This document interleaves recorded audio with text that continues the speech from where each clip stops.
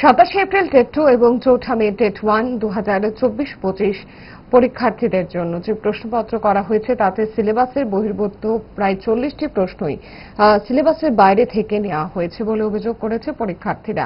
শনিবার TRBT chairman প্রত্যুষ রঞ্জন দেবের নিকট ডেপুটেশন প্রদান করেন পরীক্ষার্থীরা।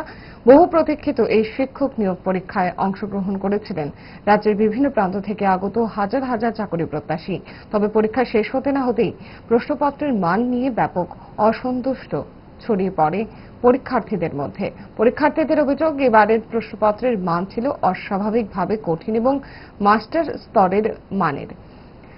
পরীক্ষার পূর্বে যে সিলেবাস নির্ধারণ করে দেওয়া হয়েছিল প্রশ্নপত্র তার সঙ্গে সামঞ্জস্যপূর্ণ ছিল না। পরীক্ষার্থীরা সিলেবাসের উপর ভিত্তি করে পরীক্ষা দেওয়ার প্রস্তুতি নিয়েছিল। বাস্তবে প্রশ্নপত্র তার পুরোটা উল্টো ছিল। গ্র্যাজুয়েট লেভেলের একজন পরীক্ষার্থীর পক্ষে এ ধরনের প্রশ্নের উত্তর দেওয়া অত্যন্ত কঠিন। পরীক্ষার্থীদের অভিযোগ, এটা পুরোপুরি অবিচার। সিলেবাসের বাইরে প্রশ্ন এনে আমাদের মেধা যাচাই নয়, বরং বিভ্রান্তি সৃষ্টি করা হয়েছে। তবে টিআরবিটি কর্তৃপক্ষের দক্ষতা এবং যোগ্যতা নিয়ে বড়সড় প্রশ্ন দেখা দিতে পারে বলে মনে করছেন বিশ্লেষকরা। বিশেষ করে কথা আমরা টেট 1 পার্টি টেট 2 পার্টিও আছে এখানে। মানে কি সমস্যাটা কি?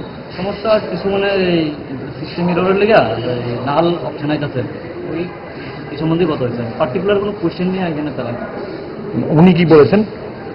মানে তারা দরকার পড়লে ডেট বাড়াই দিব, একদম সহযোগিতামূলক কথাবার্তা। কোশ্চেনের কি কোনো সমস্যা আছে? কোশ্চেনের সমস্যা নিয়ে তার সাথে মানে আপনারা কি সমস্যা তো আছে, এই কারণেই আমরা কি কোশ্চেনের কি সমস্যা? কোশ্চেন পেসিজে ভুল আছে, ওয়ার্ড ভুল আছে, তারপরে পেসিজে যে আপনার এই কবিতার বেসিস আছে ওইখানে ওয়ার্ড চেঞ্জ আছে, দাড়ি কমা নাই ঠিক মতো। কিছু প্রশ্ন আছে আউট অফ সিলেবাস, কিছু প্রশ্ন আছে বিগত বছরে তারা একটা আনসার দিছে, মানে এই বছর আরেকটা আনসার দিছে, এমন আছে এক দুইটা প্রশ্ন।